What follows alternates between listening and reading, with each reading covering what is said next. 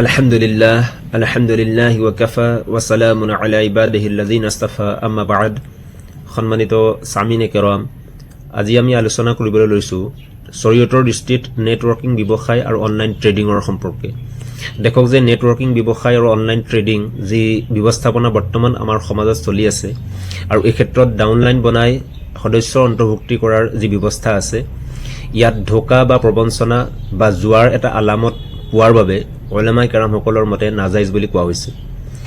যদিদ ফিকহি seminar আৰু দাৰুল উলুম দেওবন্দৰ এই মাছআলাটোৰ ক্ষেত্ৰত সিদ্ধান্ত হ'ল এনেধৰণৰ যে মেম্বাৰসকলৰ অন্তৰ্ভুক্তি কৰাৰ বাবে যি কমিশ্যন বা লাভ হয়, সেইটো নিজৰ মেহনত বা কষ্টৰ বাবে নহয়, কেৱল মাত্ৰ ডাউনলাইন বনাই ডাউনলাইনৰ সেই মেম্বাৰসকলৰ মেহনতৰ ওপৰতহে নিৰ্ভৰ কৰে, যিটো শৰীয়ত সন্মত নহয়।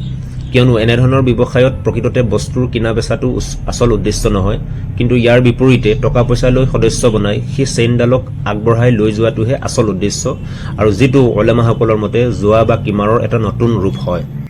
ইয়াৰ বিপৰীতে ইণ্টাৰনেটত শ্বেয়াৰ্ছ বা অনলাইন যি ব্যৱসায় আছে, যিবিলাকত বিভিন্ন বস্তুবিলাকৰ কিনা বেচা চলে আৰু যিবিলাক প্ৰডাক্ট খোৱা বা ব্যৱহাৰ কৰাৰো সম্পূৰ্ণ জনা যায় যে বস্তুবিলাকত কোনো হাৰামৰ সংমিশ্ৰণ নাই বা হাৰাম নহয় বা শৰীয়ত সন্মত হয়, আৰু সেই বস্তুটোৰ শ্বেয়াৰটো কিনাৰ পিছত সম্পূৰ্ণ নিজৰ কব্জা বা অধীনত আনি লোৱা হয় আৰু তাৰ পিছত লাভ বা লোকচানত আগলৈ বিক্ৰী কৰা হয়, তেনেহ'লে আমাৰ উলামাসকলৰ মতে এনেকুৱা ধৰণৰ ব্যৱসায় কৰাটো শৰীয়ত সন্মত হয়।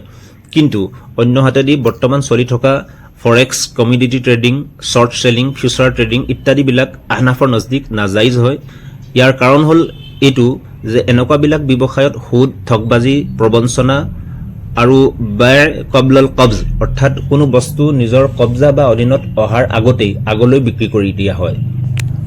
কিয়নো হাদিছত আল্লাহৰ নবী সাল্লাল্লাহু আলাইহি ওয়াসাল্লামে ফৰমাইছে যে মান ইস্তাৰা তা'আমান ফালা ইয়াবি'হু হাত্তা ইয়াগবিদাহু ওয়া ফি ৰিওয়ায়াতিন হাত্তা ইয়াস্তাওফিয়াহু, আও কামা ক্বালা আলাইহিস সালাতু ওয়াসসালাম। বুখাৰী আৰু মুছলিম শৰীফৰ হাদিছ হয়।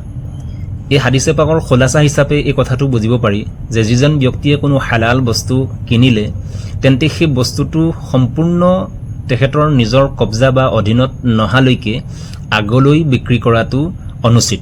ওয়াল্লাহু তাআলা আলাম বিশ্বৱাব।